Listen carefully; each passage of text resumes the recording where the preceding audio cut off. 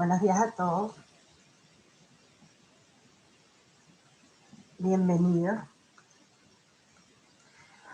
Yo soy María Misturis, yo soy periodista especializada en sostenibilidad empresarial y soy responsable de misturis.com. Antes que nada, darle las gracias a Pambu y a Business and Human Rights por organizar este evento. Y para mí es un placer y un honor poder acompañaros a todos esta mañana y moderar un encuentro que sé que será de gran interés, ¿no? Para todos los que estamos interesados en empresas y derechos humanos. Tenemos 3 participantes muy interesantes de distintos contextos, así que yo creo que ya siendo las 10, pues vamos a ello, ¿no? Así que bienvenidos a todos. Tenemos a María Prandi, Antonio Fuerte y Daniel Alonso.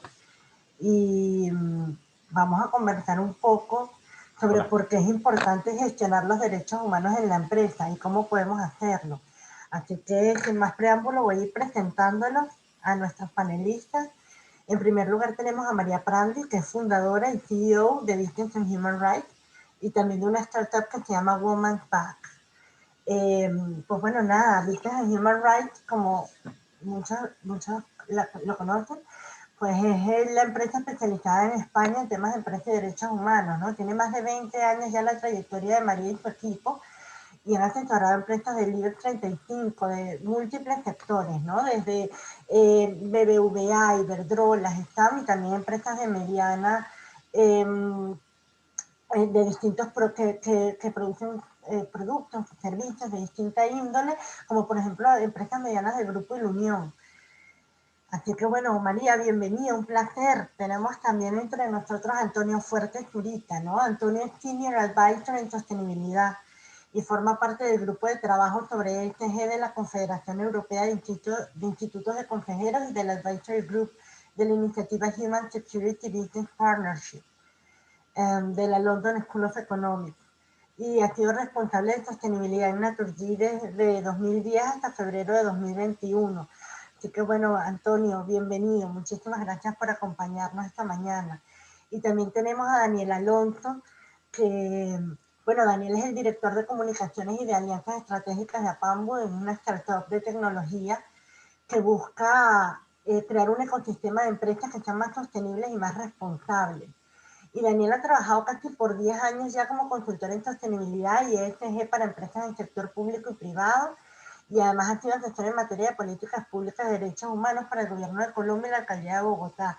Así que tenemos 3 expertos a los cuales, pues bueno, vamos a aprovecharlos al máximo en este breve conversatorio, ¿no? Bienvenidos y muchísimas gracias. Y bueno, vamos a ello, ¿no? Si quieren empezamos, María, contigo. Y empezamos, si quieres ponernos un poco en contexto, de acuerdo a tu experiencia, ¿cómo crees tú que han avanzado las empresas y cuáles han sido los mayores retos a la hora de implementar una gestión en derechos humanos? Vale, muchas gracias por invitarme, es un placer estar aquí. Y bueno, voy a intentar ser breve porque también quiero escuchar a Daniel y a Antonio, ¿no? Estamos en un momento en que quizá las grandes empresas han estado trabajando estos últimos años, ¿no? Han hecho los deberes y algunas de ellas pues están más avanzadas que, por ejemplo, ahora mismo la situación legislativa, ¿no? en España o en la Unión Europea. Entonces tenemos grandes empresas que muy a menudo, empujadas por las preguntas de los inversionistas, han puesto en marcha lo que se llama un proceso de due diligence en derechos humanos, ¿no? Y básicamente, bueno, este sería como un grupo de empresas que están más o menos al día, pero con 2 retos muy específicos que nos encontramos muchas veces.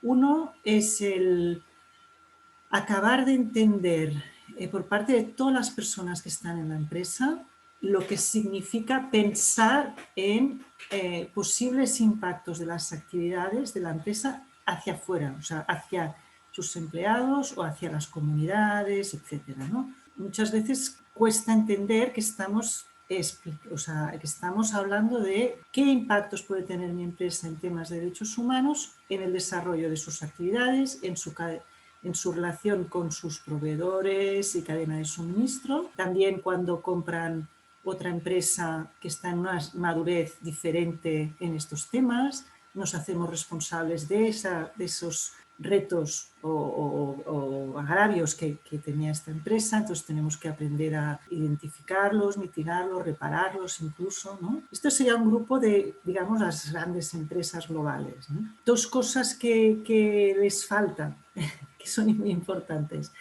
Entender que el engagement en los ejercicios de materialidad que van a tener que analizar cuáles son los impactos de las empresas en estos stakeholders, hay como cierta reticencia en trabajar este diálogo con determinados grupos de interés. Yo creo que es algo cultural del país, bueno, cuesta, ¿no? Así como en países anglosajones la relación con las ONGs internacionales, con expertos de Naciones Unidas, es como de vamos a trabajar juntos.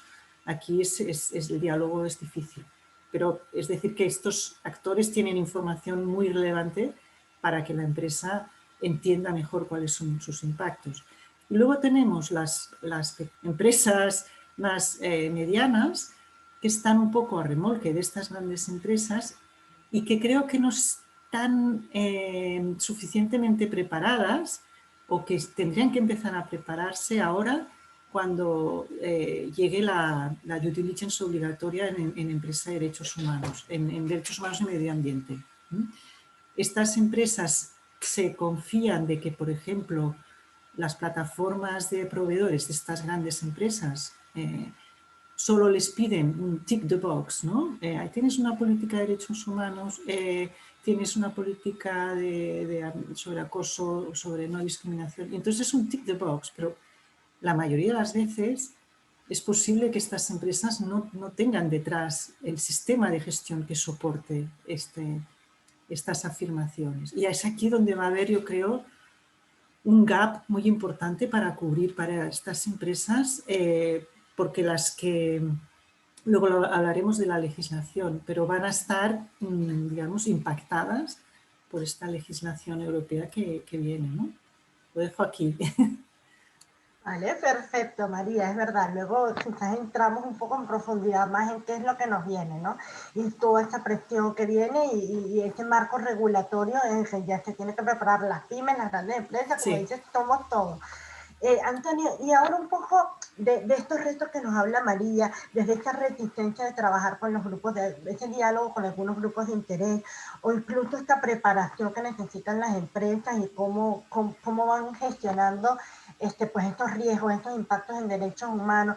Desde tu experiencia, ¿nos puedes contar un poco cuáles han sido esas grandes lecciones, por lo menos en el caso de Naturgy cuando estabas allí o como consultor, cuáles han sido realmente, crees tú, que han sido esas grandes lecciones de los retos en esta gestión de derechos humanos?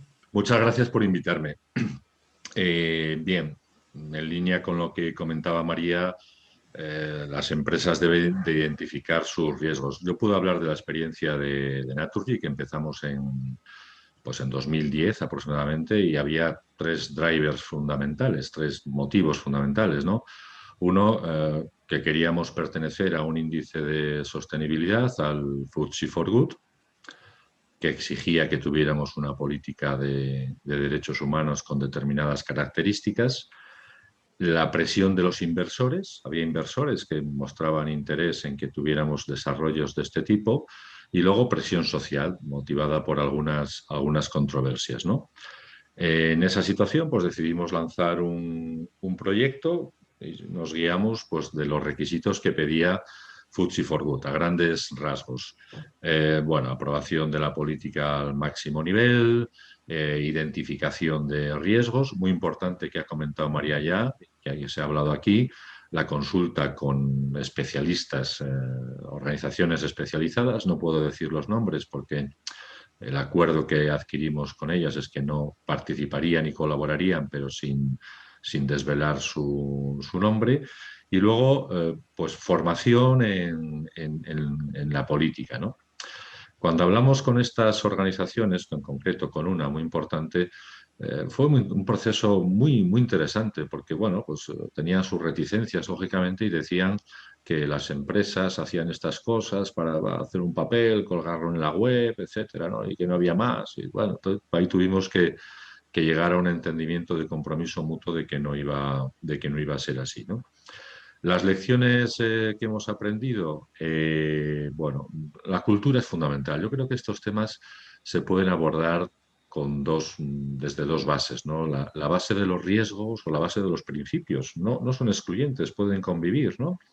Cuando hablamos de riesgos es para que no te paralicen la operación, para que un grupo indígena no genere retrasos en tal. Lo abordas desde los principios, pues lo abordas porque, bueno, pues si vas a una zona de determinadas comunidades, pues lo lógico, lo coherente y lo humano es precisamente el tenerles en cuenta, informarles, involucrarles, integrarles, mejorar sus puntos su forma de vida. Y luego ya, para no extenderme más, ya hablaremos luego más adelante de otros aspectos que consideréis. Se desarrollan en largo plazo, ¿no? Es decir, no es como decía esta organización con la que colaboramos, no es un papel que se cuelga en la web o que aprueba el comité de dirección, sino que a partir de ahí se derivan compromisos en impacto social, en cadena de suministro, en consultas con comunidades específicas, etcétera, ¿no? Y esa sería un poco la experiencia que puedo compartir. Gracias, Antonio. Yo quisiera aprovechar justo lo que nos comentas, sobre todo en la parte no solo de diálogo, sino también toda la experiencia interna que nos comentas, ¿no? De por qué surge y cómo surge, y sobre todo yo creo que es interesante para las empresas que lo están pensando en este momento, están evaluando cómo empezar. Y entonces mencionaste al menos tres cosas muy importantes, ¿no? Que es esta presión que te viene quizás externa, pero también este deseo y esta motivación interna de, bueno, quiero pertenecer a un inicio, quiero empezar a moverme. Y un poco en este sentido, a mí me gustaría preguntarle a Daniel, y darle la bienvenida a Daniel y preguntarle, ¿cómo desde Apambú puedes ver que existen herramientas para aprender a gestionar, aquellos que están empezando a gestionar, cómo pueden aprovechar esta gestión de los derechos humanos, buscando este diálogo, buscando lo que comentaba Antonio y María, de esta preparación, ¿no? De esta preparación con los expertos, y cómo podemos utilizar la tecnología para ello, ¿no? O sea, cómo hacernos, cómo buscar esta ayuda concreta y directa, por lo menos de una herramienta. Vamos a ver qué nos puede proponer Daniel en ese sentido, que ha visto, ¿no? En tu experiencia. Vale, Mariana, pues gracias a ti por moderar este espacio. Un poco, bueno, siguiendo un poco en la línea de lo que comenta María y Antonio, nosotros somos una plataforma que justamente nació de estar del lado de ayudar a otras empresas a gestionar la sostenibilidad o temas de derechos humanos y darnos cuenta al final que la tecnología era un elemento que estaba muy presente en nuestra vida personal, pero muy ausente en nuestra vida profesional. Y yo creo, no, digamos, estoy seguro que un poco lo que ha pasado y algo que ha ayudado COVID a mostrar es que la tecnología es una herramienta fundamental para poder ayudar digamos, no solo que la sostenibilidad sea fácil de gestionar para quienes lo vienen haciendo, sino también que sea una realidad para las empresas que no lo vienen haciendo. Porque una sociedad no puede ser sostenible si el 99% de sus empresas no son sostenibles. Hoy nos encontramos un poco con una realidad y es grandes empresas que están haciendo un esfuerzo muy grande tratando de extenderlo a su cadena de valor, tratando de extender todas esas buenas prácticas y políticas a su cadena de abastecimiento, pero todavía hay un reto muy grande en términos de lograr que muchas otras empresas, las pymes especialmente, puedan realmente ser sostenibles, ¿no? Y puedan realmente poder gestionar todo lo relacionado con derechos humanos. Desde nuestra experiencia, un poco lo que ha pasado, tenemos o hemos visto claramente, como lo decía Antonio y María, como uno debería hacer el análisis en dos direcciones.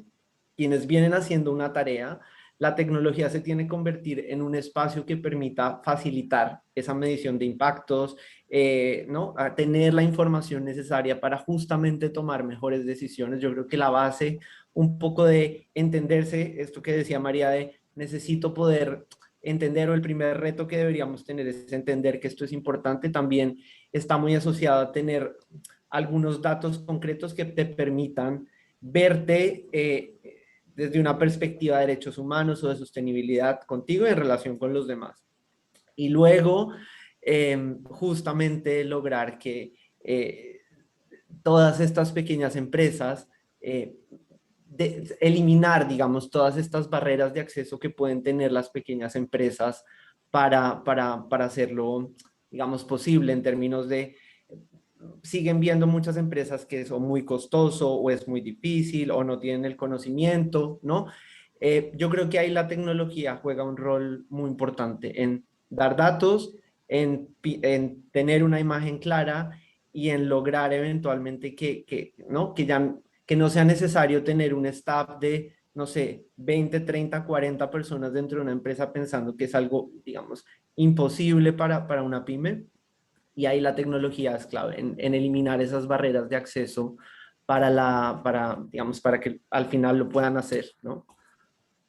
Exacto, Daniel. Y justo quisiera retomar cuando mencionas el tener estos datos, ¿no? Y un poco lo que mencionaba María en un principio de la regulación, ¿no? Entonces yo creo que es importante, es un momento en el que necesitamos por toda la regulación desde el ámbito europeo que viene ahora y por todo lo que está sucediendo en la sensibilización. Estamos en un momento en que la pandemia, pues bueno, es verdad que ha concienciado muchísimo cuál es el estado de los derechos humanos de nuestros grupos de interés, cómo lo venimos manejando, qué queremos hacer y qué hemos venido haciendo bien, qué hemos venido haciendo no tan bien y qué podemos mejorar, ¿no? Y un poco lo de la presión que hablaba Antonio, esta presión externa que nos está viniendo un poco encima, ¿no? Entonces yo creo que este es un momento muy, muy valioso para poder discutir cómo empezamos, pero cómo empezamos teniendo muy claro cuál es este contexto, ¿no? Ayer mismo, en estos días, leía un artículo que hablaba como de tsunami regulatorio que nos viene, ¿no?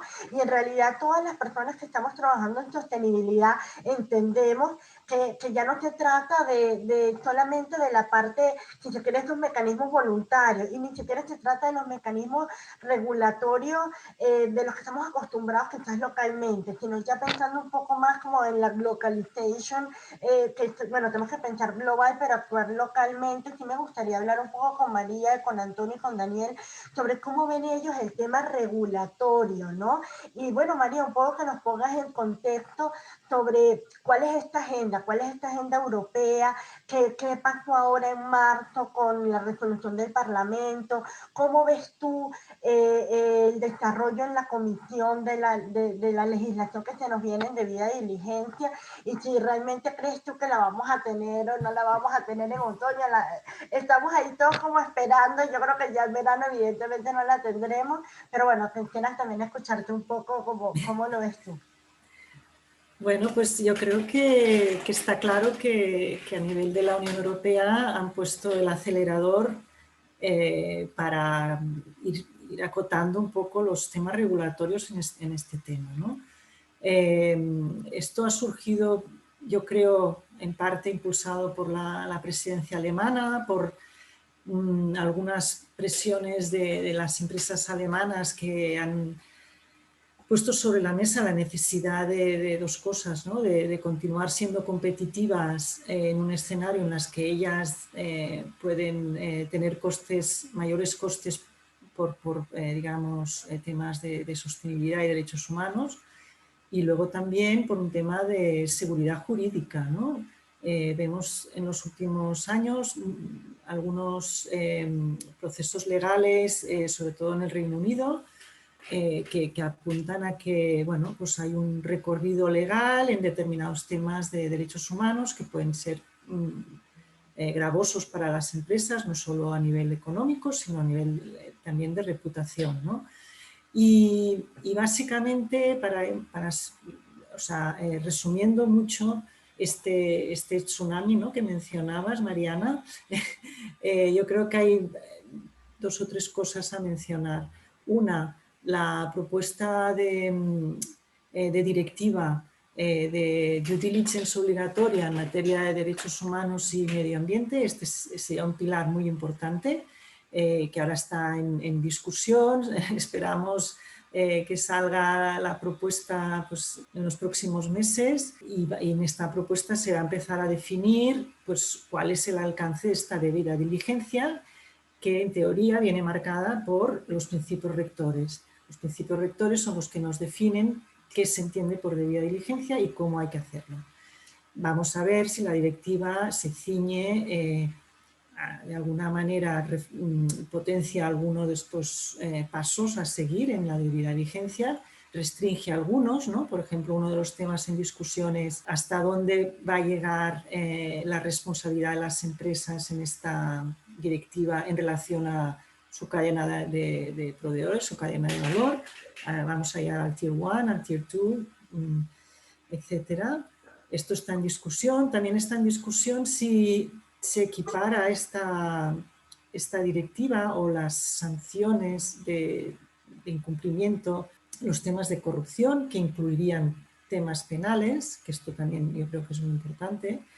Pero todo esto está en el aire todavía, no tenemos acceso a ninguna información, digamos, oficial sobre qué está pasando, pero nos puede guiar un poco la propuesta de ley también que se está moviendo ahora en Alemania, que va un poco en esta línea, ¿no? Luego otro tema importante es que ha salido la taxonomía verde, la que nos dice que es un negocio sostenible, que no lo es. Y aquí también, aparte de todos los temas medioambientales puros y duros, se hace una referencia que todos estos negocios que se consideren sostenibles tienen que cumplir unos mínimos criterios sociales. Es decir, aquí otra vez vemos este criterio, esta condición a no vale todo, sino que tiene que cumplir unos mínimos de impacto social, ¿no? Y un tercer punto que aún está en los pasillos de Bruselas, pero que vamos a ver cómo evoluciona, es una conversación que se está teniendo sobre, y siguiendo a otros países, por ejemplo, como Estados Unidos, la posibilidad de elaborar una directiva, un reglamento que prohíba la entrada en el mercado europeo de productos fabricados bajo sospecha de trabajo forzoso. Que muchos, en especial en el trabajo forzoso, es muy difícil tener información en cadena de suministros muy largas de qué está pasando, ¿no?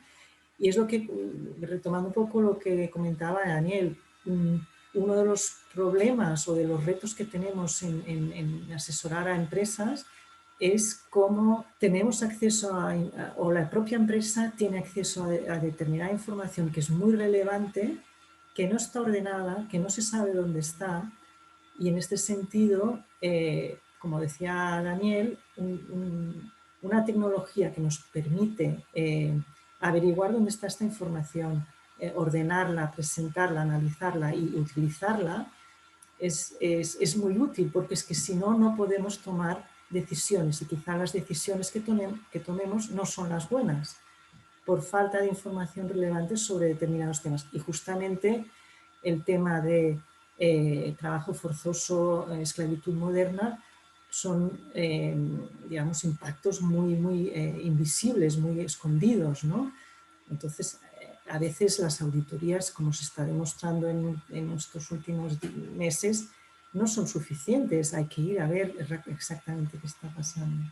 Gracias, María. Definitivamente. Yo quisiera retomar un poco para ir con Antonio, ¿no? Esto que menciona María, de la importancia de poder llegar a distintos grupos de interés, a distintos proveedores y poder realmente ir más allá de estos temas que preocupan a las empresas, pero que no siempre la empresa sabe dónde está la información o cómo organizarla, ¿no?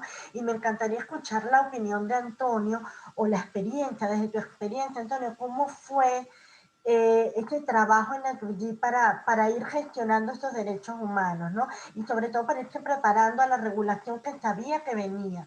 Entonces, ¿cómo internamente crees tú que pueden ser buenas prácticas en este sentido? ¿Cómo fue tu experiencia un poco en esto?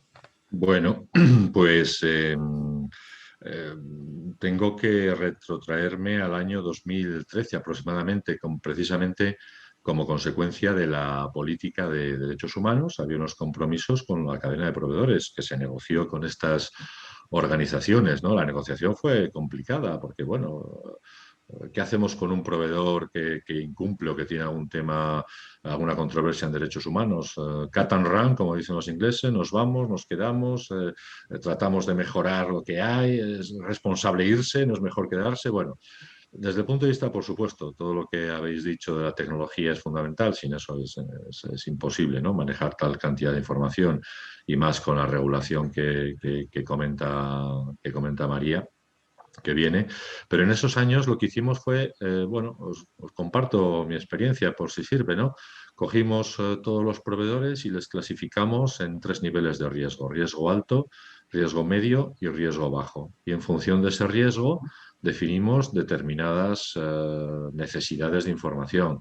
A veces era la evidencia de un papel, esos proveedores se clasificaron en subfamilias y en esos 3 niveles de riesgo en función de 18 criterios, entre los cuales estaba derechos humanos, derechos laborales, libertad de asociación, aspectos medioambientales, etcétera. No solo derechos humanos, sino toda una serie de aspectos ESG.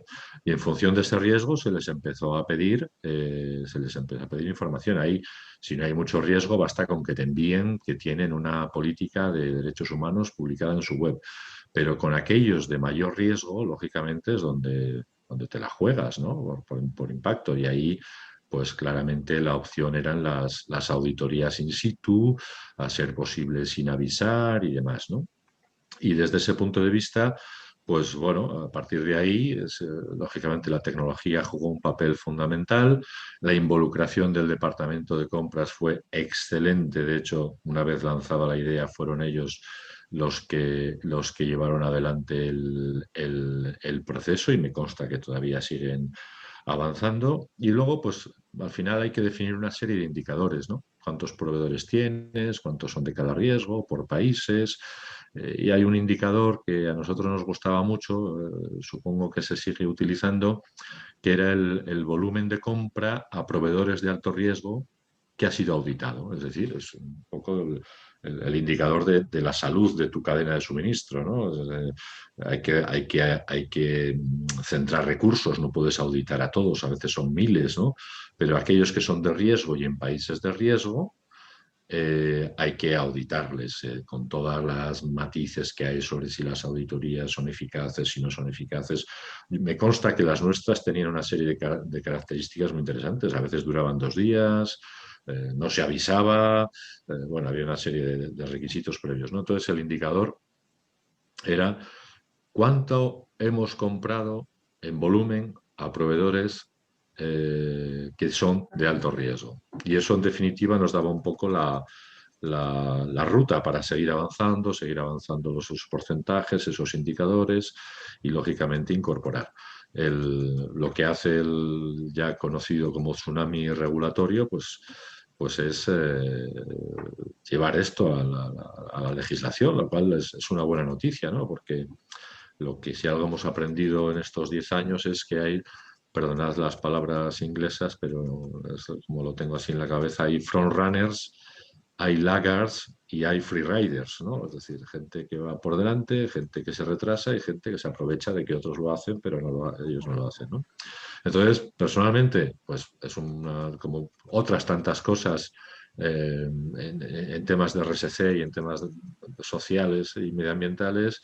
Empieza la voluntariedad, no lo hacen todos, y al final, pues oye, hay que establecer una igualdad de condiciones para preservar derechos humanos en la cadena. Como decía María, será Tier 1, Tier 2, habrá matices, pero yo creo que la senda es muy positiva. Gracias, Antonio, estoy de acuerdo contigo. Yo también creo que es importante, sobre todo en la parte que mencionas de competitividad, ¿no? O sea, realmente cómo desde el punto de vista de los grupos de interés también ven esto, no solo desde el punto de vista de la empresa, que nos lo estás dando tú de manera muy práctica, y creo que es bastante útil verlo, ¿sabes?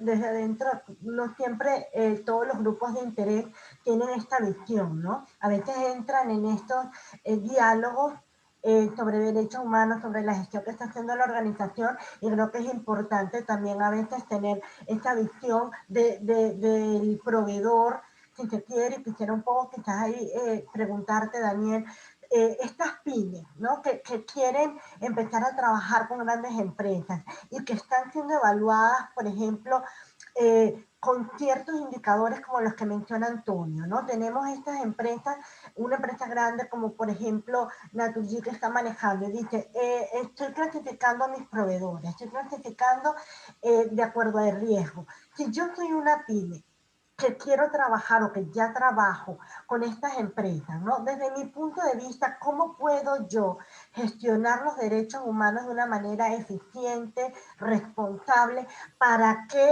en esta evaluación pues puedan continuar trabajando conmigo, para cumplir con este marco regulatorio, siendo una pyme, siendo realmente un proveedor que está mucho más pequeño, pero que igual debo cumplir, ¿no? Pues Mariana, yo, digamos, creo que hacer un poco frente a este reto tan grande que tienen sobre todo las pymes, porque como lo decía en mi anterior intervención, las empresas grandes más o menos hacen cosas y andan y que tienen fallas, es una realidad. Pero el reto grande es lograr que las empresas que son más pequeñas eventualmente puedan vincularse a todo esto, y ahí es donde está el reto grande.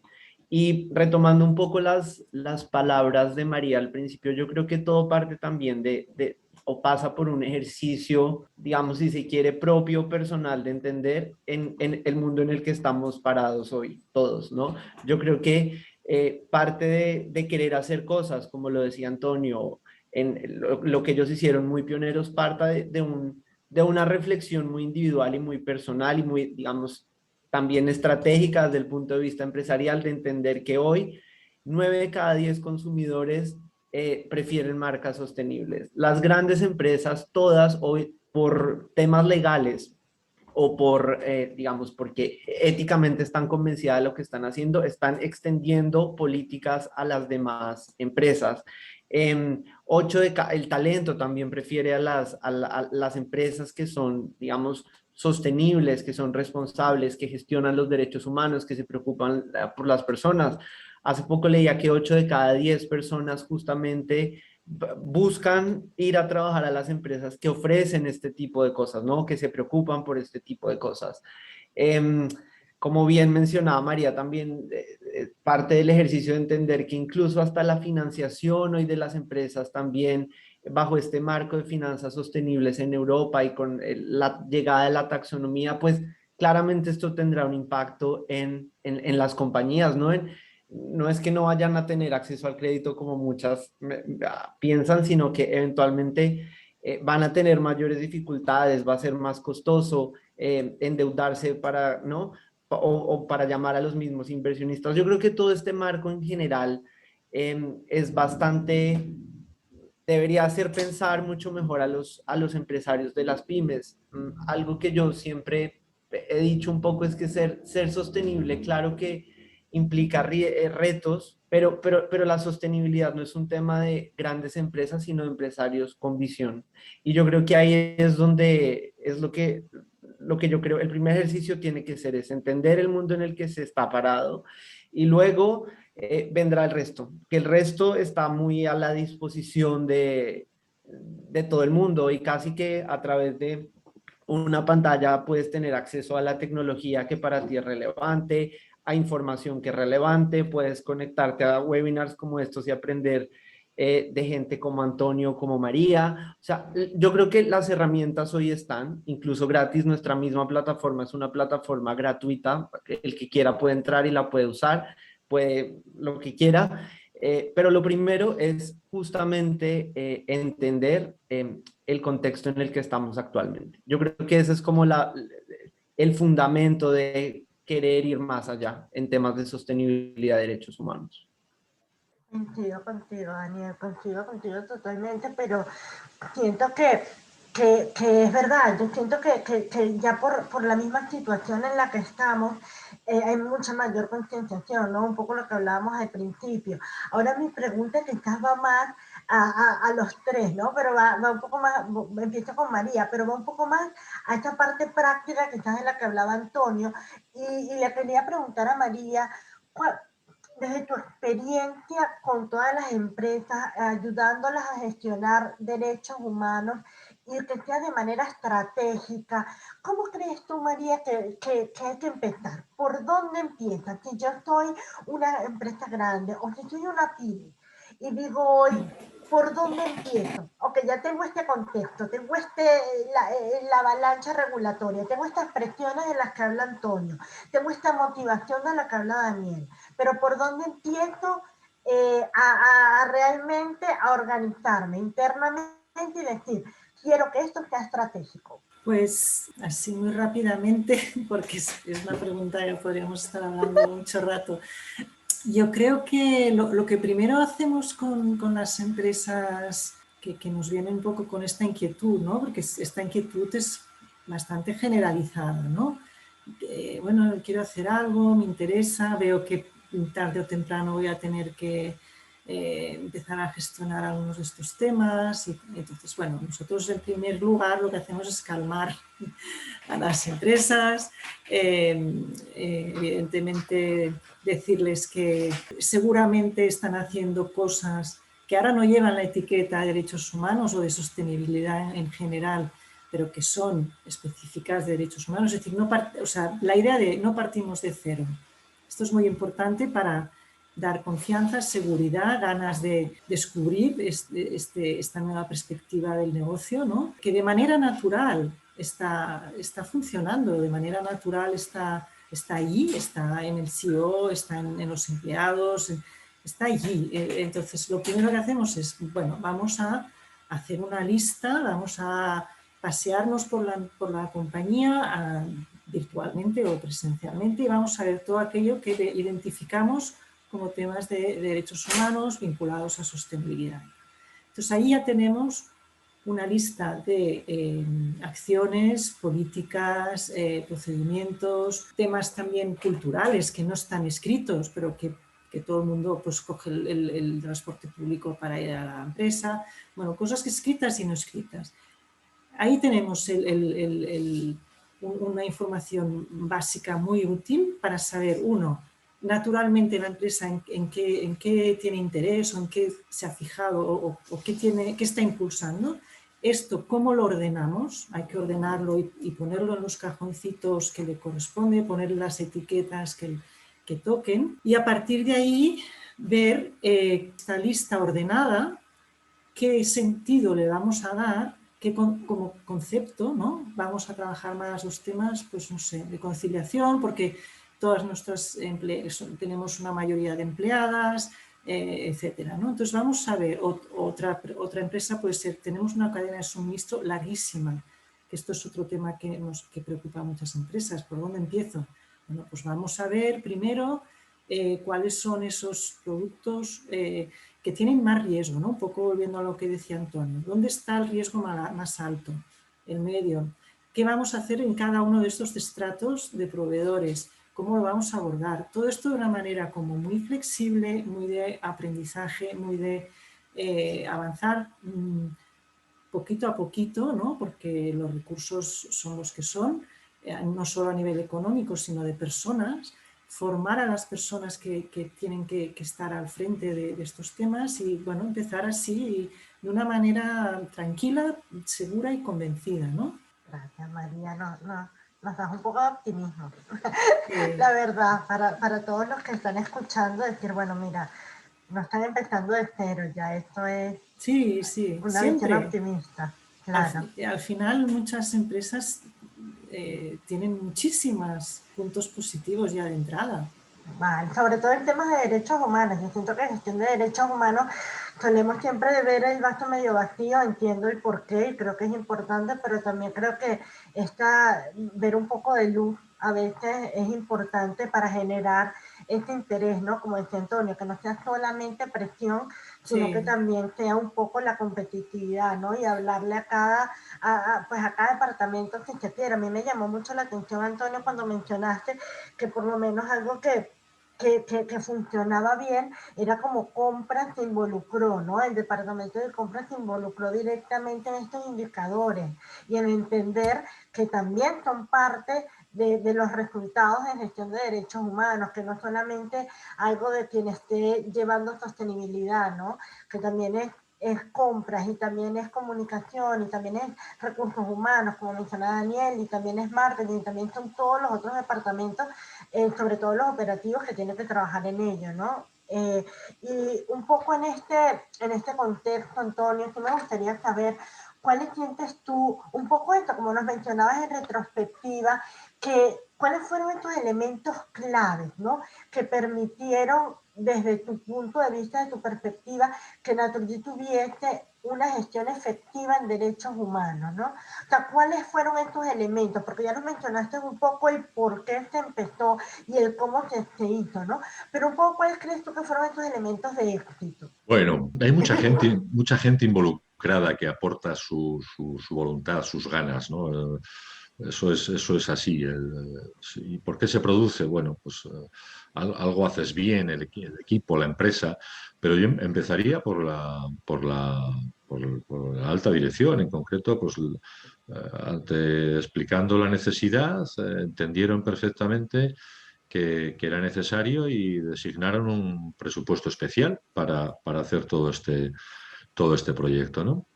Luego es muy importante el papel interno, ¿no? O sea, la negociación, el contar. Os hablo de hace ya casi, bueno, casi no, 10 años, ¿no? Bueno, pues ahora ya está todo mucho más extendido, incluso va a haber legislación, pero en aquel momento a veces era, bueno, ¿qué tenemos que hacer con derechos humanos? Esto es una empresa, ¿no? Entonces, el gran reto es explicar, llevar a la conciencia de las personas que las empresas tienen impacto, que no solamente son un hecho económico reflejado en el balance y en la cuenta de resultados, sino que hay impactos. Y que esos impactos deben de ser, como decía María, conocidos, analizados, ser consciente de ellos y hacer algo, ¿no? Hacer algo en ese sentido. La colaboración fue excelente. Bueno, nuestra labor como RSC fue pues catalizar, ¿no? Como se dice, sí, de catalizador, ¿no? De que esto había que hacerlo y la gente, bueno, pues es cierto que ahí esto no es un cuento de Disney, ¿no? Hay equipos que lo compran la idea mejor, hay otros que cuesta un poco más, tienes que utilizar, pues vuelvo otra vez a lo del principio, ¿no? El riesgo o los principios, ¿no? Hay gente que entiende que esto está bien y una política de derechos humanos es algo bueno en sí mismo, otros equipos, otras personas lo entienden más en clave de riesgo. Bueno, hay que hablar diferentes lenguajes, diferentes posibilidades y tal, diferentes motivaciones y encontrar la clave. Pero bueno, la involucración de la alta dirección fue del presidente y del consejero delegado en su momento, pues fue definitiva, ¿no? Y luego, pues claro, yo quiero resaltar otra vez, y no lo he hecho a lo mejor de lo suficiente, la gran colaboración de las ONGs. Nos hicieron 80 recomendaciones a un primer borrador, de las cuales aceptamos 75. Sin ellas, y además es que la RSC va de diálogo, que a veces, bueno, yo cuando empecé esto, que era la RSC, el diálogo con los grupos de interés, ¿no? A veces con enfoques demasiado legislativos, que vienen muy bien, o técnicos, o tecnológicos y tal. Esto va de diálogo, de sentarte con la ONG que sabe más de derechos humanos que tú y decirle, quiero hacer esto, quiero que me ayudes. Y entonces, en concreto, como os decía, pues nos hicieron 80 recomendaciones, de las cuales aceptamos 75. Nuestra política de derechos humanos, sin esa colaboración, pues hubiera sido pues la mitad de efectiva, de interesante y de rigurosa, ¿no? Entonces accedieron a colaborar. Yo creo que el diálogo es fundamental, dialogar y llegar a compromisos tanto externamente como internamente. Y eso pues lleva su tiempo, lleva su tiempo. A veces sale bien, a veces sale mal, hay que volver, bueno, como son las cosas estas, ¿no? Eso es lo que a mí se me ocurre en este sentido. Bueno, un voto de confianza también, Antonio, Claro, ¿no? En este claro. diálogo, de este voto de confianza y de humildad, de escuchar al otro y realmente de asumirlo, porque es lo que tú dices. Tú puedes, tenían 80 recomendaciones en las que pudieron decir a qué cosa maravillosa, pero estamos un poco como que vamos a dejarlo. Y el asumir y si se quiere comprometerse, ¿no? Con Sí. 75-80, pues imagínate, definitivamente hay un voto de confianza importante que creo que también es algo valioso de ver, si se quiere, como inspiración, ¿no? Para aquellos que Sí. están empezando el camino, decir, bueno, es verdad que es importante dialogar, pero también creo que es muy, muy valioso lo que nos comentas de este voto de confianza en la negociación y que de hecho los tres han mencionado en repetidas ocasiones negociación y diálogo y cultura corporativa, ¿no? Porque de esto va, ¿no? Yo creo que en derechos humanos y creo que es importante y nunca está de más enfocarnos una y otra vez en ello, ¿no? En cómo negociamos de una manera que sea confiable realmente en este compromiso, ¿no? Totalmente de acuerdo, Mariana. Así es. Y Daniel, a mí me gustaría también un poco, ya que vamos a ir cerrando, primero que quiero pues invitar a todos los que nos están escuchando, si tienen algunas preguntas específicas para Antonio, para María, para Daniel, en general sobre lo que viene, algo que en estos momentos en su organización pues esté dándoles vuelta en la cabeza, por favor, siéntanse libres de compartirlo y tenemos unos minutitos, pues sí, vamos viendo el tiempo, así que tenemos algunos minutos para responderlo. Con toda confianza lo pueden hacer en el chat. A mí me gustaría aprovechar, mientras llegan las preguntas, preguntarle a Daniel un poco el tema en este diálogo. ¿Por qué es importante tener indicadores claros? O sea, ¿qué pasa cuando yo tengo toda esta información que me dice María, que digo, bueno, yo es que no sé muy bien organizarla y me vienen todos estos datos y toda esta información? ¿Cómo crees tú que es la manera, si se quiere una buena práctica para este manejo de estos datos, ¿no? Porque es verdad, a lo mejor, como comenta Antonio, me vienen recomendaciones de mis grupos de interés y yo tengo toda la disposición de escucharlos, si se quiere, de asumirlos, de comprometerme con ellos, pero ¿cómo lo hago de una manera que sea productiva en cuanto a datos, en cuanto a indicadores, que yo pueda presentarlo y decir, esto es lo que tengo y aquí ingreso la recomendación? Bueno, el reto como también María, yo creo que María ha tocado tantos puntos que hay que retomar muchas de las palabras que ella ha dicho y yo creo que en esto evidentemente se muestra los 20 años que lleva siendo muy pionera del tema de derechos humanos y yo creo que es decir, la clave de cualquier diálogo, la clave de tener una relación sana con un grupo de interés, creo que la base de esto es un poco la transparencia. Y la transparencia con la información, la transparencia con los datos, la transparencia con los indicadores.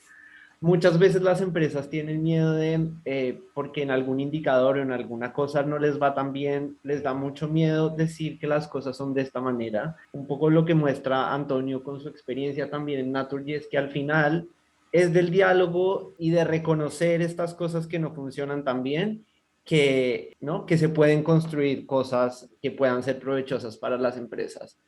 En el tema de los datos, pues yo creo que, bueno, es decir, en esto vuelvo a mi primera intervención y es la tecnología, yo creo que es digamos, el fundamento para poder gestionar esto. La sostenibilidad implica demasiados departamentos dentro de las empresas, la sostenibilidad y los derechos humanos tienen que ver con muchas cosas, que es información que muchas veces está dispersa, que está no sé, en algún archivador todavía en algunas empresas.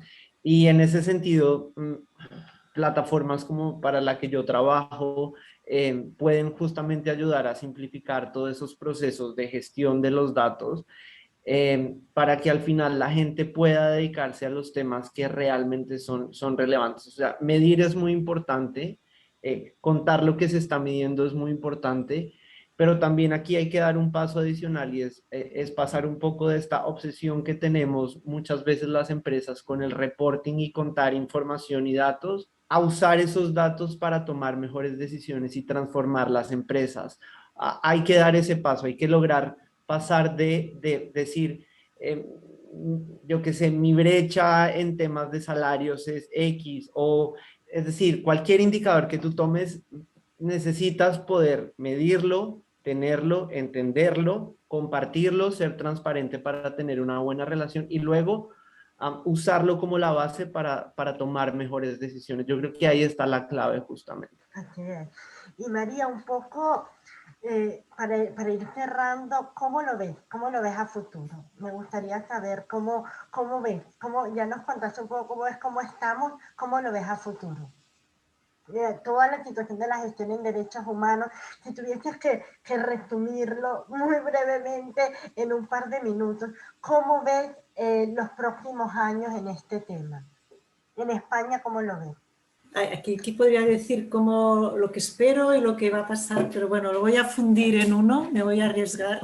Vale. Porque, bueno, yo creo que estamos ante un escenario en que lo que hasta ahora era voluntario deja de serlo y va a ser obligatorio. Esto es un cambio de paradigma absolutamente bestial que lo único que puedo decir es que en mayor o menor medida cualquier empresa va a verse afectada de alguna manera, ¿no? Entonces, yo creo que hay que seguir ahora hay que estar informados, hay que estar bien informados, ¿no? Una decisión buena tomada tarde es una mala decisión, hay que prepararse para lo que pueda ser, el detalle al que pueda llegar esta directiva, el detalle al que luego puedan llegar las grandes empresas en relación a su cadena de suministro.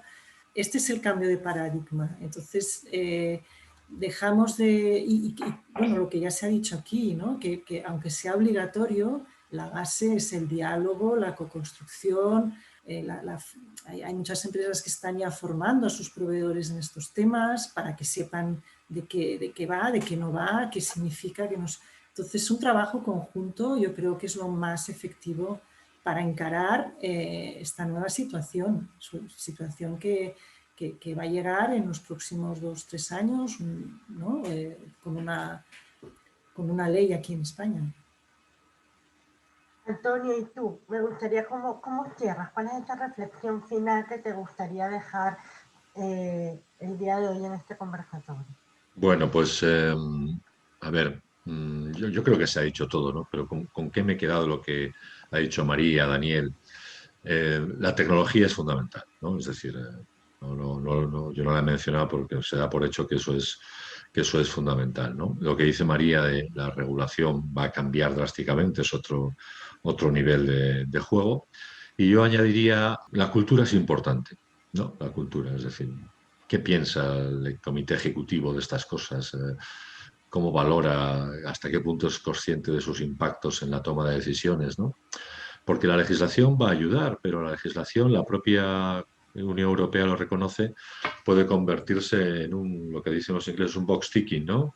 Hago esto, identificado el riesgo, no, hay algo más ahí, hay algo más, que es una conciencia de que la empresa es consciente, valga la redundancia, de cuáles son dónde compra, qué condiciones laborales hay donde se compra, qué situaciones en los lugares. Entonces yo diría eso, tecnología, legislación y concienciación, ¿no? Como resumen. Vale, muchísimas gracias. Y Daniel, ¿tú cómo cerrarías? ¿Cuál sería tu reflexión final sobre el tema? Bueno, un poco también en la línea, Antonio. Yo creo que la gran mayoría de las cosas se han dicho. Yo creo que en esto un poco el llamado es, como lo decía desde el principio, no puede haber una sociedad sostenible si el 99% de las empresas no son sostenibles y no dan como los pasos en la dirección correcta. Y en ese sentido, creo que es muy importante que las empresas mucho más grandes, creo yo, las que ya tienen un camino recorrido, asuman un papel extra. Y un papel extra es también en ayudar a que estas empresas que están tratando de dar esos pasos en la dirección correcta lo puedan hacer. No solo desde el punto de vista digamos, financiero, si se quiere decir de esta manera, sino en compartir el know-how, en compartir la experiencia, en abrir espacios de diálogo también es decir, con su cadena de suministro o con los que quieran hacer parte de su cadena de suministro, para poder tener alguna conversación como la que estamos teniendo ahora con Antonio, en donde desde su experiencia puedan compartir cosas que muchas veces parecen muy difíciles, pero que en realidad son más sencillas. Y al final también un poco calmar los ánimos, como dice María, en términos de las empresas por el mero hecho de existir ya generan un valor social y ya están poniendo algo en la mesa.